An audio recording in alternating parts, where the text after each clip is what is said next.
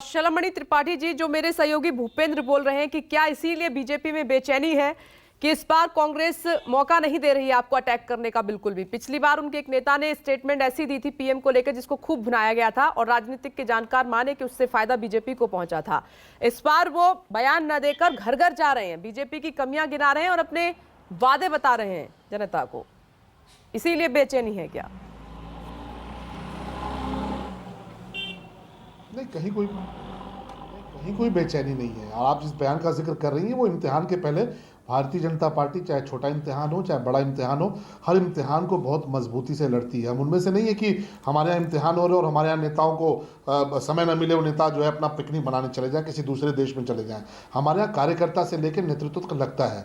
हर छोटा से बड़ा इम्तिहान हमारे लिए बहुत महत्वपूर्ण होता है और आने वाला जो इम्तिहान है उसमें गुजरात की जनता जानती है। अभी आपके संवाददाता भूपेंद्र जी ने बहुत विस्तार से चीज़ों को बताया, राजीव जी ने भी बताया। मुझे लगता है कहीं कोई लड़ाई नहीं है। अभी आम आदमी पार्टी के साथी बोल रहे थे, बहुत सारी बातें उन्होंने कही। कौन है सुकेश चंद्रशेखर, जब उसके बारे में पूछिए ना। जिसने पूरा दिल्ली को ठग लिया, उसको ठगने वाले कौन लोग हैं? उसने चिट्ठी लिख के बताया कि मैंने तो लोगों को ठगा, मुझे तो आम आदमी पार्टी ने ठग लिया। तो ये जो इनका मॉडल है आम आदमी पार्टी का, चाहे कांग्रेस का मॉडल हो। अभी हमारी बहन राधिका खेड़ा जी कह रही थी कि कौन सा गुजरात में क्या होता था। सबको पता है कि सोहराबुद्दीन कौन था, सबको पता है लतीफ कौन था। रईस फिल्म क्यों बनती थी? रईस फिल्म जिसमें शाहरुख खान ने एक्ट किया, वो रईस फिल्म किसके दौर की थी ये बताने की आवश्यकता नहीं है। तो गुजरात के लोगों ने देखा है कि गणेश जी की मूर्ति लेकर वो सड़कों पर नहीं निकल पाते थे कांग्रेस काल में, कि गणेश जी की मूर्ति भी अपवित्र की जाती थी और दंगों में लोगों के सर काट दिए जाते थे। आज गुजरात में किसी की हैसियत नहीं है। जो लतीफ, अतीक और सोहराबुद्दीन जैसे लोग हैं उनका हिसाब किताब हो चुका है कानूनी तरीके से। तो आज गुजरात के लोगों को विश्वास है कि मोदी जी की छत्र छाया में और अमित शाह जी की मेहनत से पूरा गुजरात समृद्ध भी है, सुरक्षित भी है। कहीं दूसरे विकल्प पे विचार नहीं करने वाले, क्योंकि उनको भरोसा भी है और साथ में एक भावनात्मक जुड़ाव भी है पूरी भारतीय जनता पार्टी से, मोदी जी से, अमित शाह जी से। जी राधिका खेड़ा जी, क्लोजिंग कमेंट्स। कितना टारगेट लेकर चल रही है कांग्रेस? सबसे पहली बात तो जो आपके रिपोर्टर साहब ने कहा, मैं उससे बिल्कुल अग्री नहीं करती हूँ। अगर लोग सड़कों पे नहीं है तो आप इसको भी तो देखिए ना कि जब देश के प्रधानमंत्री स्वयं गुजरात में है और शोक मनाना 2 दिन टाल दिया जाता है। जब वो अस्पताल जाते हैं तो आपके भी शो पे लाइव दिखाया गया था, आपके भी चैनल पे, किस तरीके से रंगारंग करके वहां पे लीपा पोती करी जाती है, अस्पताल को तैयार कराया जाता है ताकि वो मोदी जी की फोटो सेशन के लायक हो जाए। तो ऐसे प्रधानमंत्री के आगे जो अगले दिन 4 कपड़े बदल रहे, 3 दिन आगे शोक कर दिया गया। मेरे हिंदू धर्म में तो ऐसा नहीं है, ना मेरी संस्कृति में ऐसा है कि डेट ही आगे कर दी जाए कि शोक कब मनाया जाएगा। तो उस आदमी के सामने क्या सड़कों पे निकले, जो आदमी खुद गुजरात के होके देश के प्रधानमंत्री और उसी प्रदेश में है उस वक्त, और वो कोई प्रोग्राम नहीं स्थगित कर पाए, उनके आगे आके सड़कों पे निकले। तो उनसे उम्मीद क्या करेंगे? इससे साफ पता चलता है कि गुजरात की जनता को उम्मीद ही खत्म हो गई है प्रधानमंत्री जी से और इनके शाह साहब जी से। दूसरी बात, ये बार बार भारत जोड़ो यात्रा की बात कर रहे थे, तो जाके देखिएगा शलमणि त्रिपाठी जी किस तरीके से बच्चे हो, औरतें हो, कोई भी हो, फूट फूट के रो रहे हैं जब जाके गले मिल रहे हैं राहुल जी को। और आम जनता है वो, देखिए किस तरीके से जन सैलाब आता है उस यात्रा में।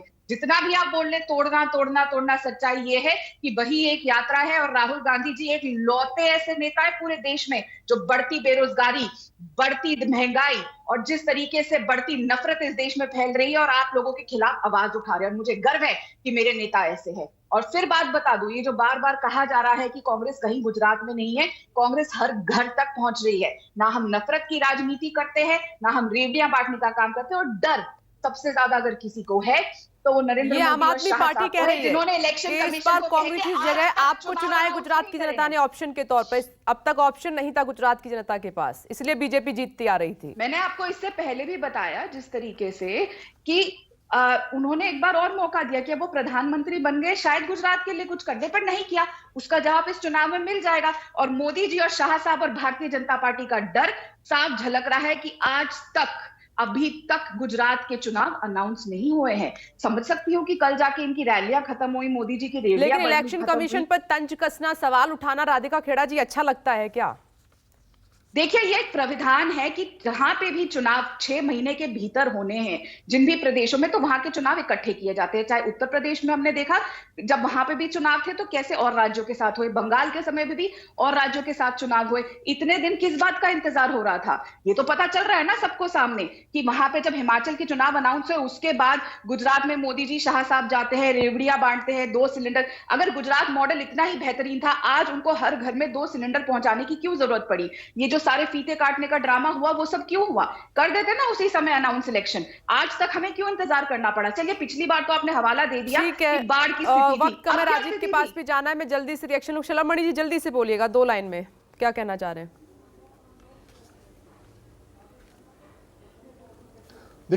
देखिए हार मान ली, पहले ही हार मान ली। राधिका खेड़ा जी भी वही बात कह रही है जो कांग्रेस पार्टी कह रही है। तो जब आप मैच हार रहे होते तो अंपायर पर उंगली उठाते कि अंपायर ने गड़बड़ कर दिया, अंपायर निष्पक्ष नहीं था। तो कांग्रेस ने तो आज ही हार मान ली है। हम तो पहले से कह रहे हैं चुनाव मैदान में नहीं है, क्योंकि इनके नेता की जो क्रेडिबिलिटी, और जो लोग रो रहे हैं वो राहुल जी की दुर्दशा देख के रो रहे हैं। आप ये मत बताइए कि क्यों रो रहे हैं, वो तो सबको पता है कौन लोग जा रहे हैं, कौन कौन लोग उस तस्वीर में नजर आ रहे हैं। ये डिसीजन जनता पर छोड़ देते हैं, आप जनता पर छोड़ देते हैं। देखिए, आपके कहने से, उनके कहने से रिजल्ट घोषित नहीं हो जाएगा, ये जनता पर छोड़ देते हैं। संजीव झा जी जल्दी से, फिर मुझे आगे जाना है। आखिरी रिएक्शन, क्लोजिंग कमेंट्स की तरफ बढ़ रही हूँ, जल्दी से बोलिए। ये शोर तो बहुत है, लेकिन वोट में कन्वर्ट हो पाएगा क्या आम आदमी पार्टी के लिए? जल्दी से। देखिए, मुझे लगता है कि पहली बार भारतीय जनता पार्टी को गुजरात में चुनाव लड़ना पड़ रहा है। प्रधानमंत्री जी को जाकर स्कूल में बैठना पड़ रहा है, ये हमारी सबसे पहली जीत है। और दूसरी बात, कांग्रेस पर भरोसा लोग कैसे करें? एक बात बताइए कि गोवा में लोगों ने कांग्रेस को वोट किया और अब 11 में से 8 विधायक फिर चले गए बीजेपी में। तो लोग जानते हैं ना कि कांग्रेस को वोट करना मतलब इंडायरेक्टली बीजेपी को सपोर्ट करना। इसलिए अब लोगों का भरोसा कांग्रेस पे नहीं रहा। 270 एमएलए इनके अभी तक बिक चुके हैं। तो लोग ये समझते हैं कि चुनाव से पहले भले ही हम कांग्रेस को वोट करें, लेकिन ये वोट जाना है बीजेपी को ही। इसलिए अब कांग्रेस पूरे देश में अब मुझे लगता है इररिलेवेंट हो चुकी है। लोगों को आम आदमी पार्टी पे भरोसा है। जो लोग ये मानते हैं कि भारतीय जनता पार्टी ने गुजरात में, आप कांग्रेस पार्टी को कमतर आंककर भूल कर रहे हैं शायद। राजीव, कोई किसी को कम नहीं आंक रहे, हम अपना काम कर रहे हैं। पर नहीं, कमतर ही आंक रहे हैं आप, और क्या कर रहे हैं? इतना मजबूत संगठन कांग्रेस पार्टी का, उसको आप काउंट तक नहीं कर रहे हैं, जबकि आप तो खाता भी नहीं खोल पाए अभी तक। Rajiv, closing comments. गुजरात का ही विश्लेषण कर रहे हैं, सभी पार्टियों के प्रवक्ताओं को आपने सुना है। बीजेपी अपनी फाइट लेकर नहीं चल रही है किसी से।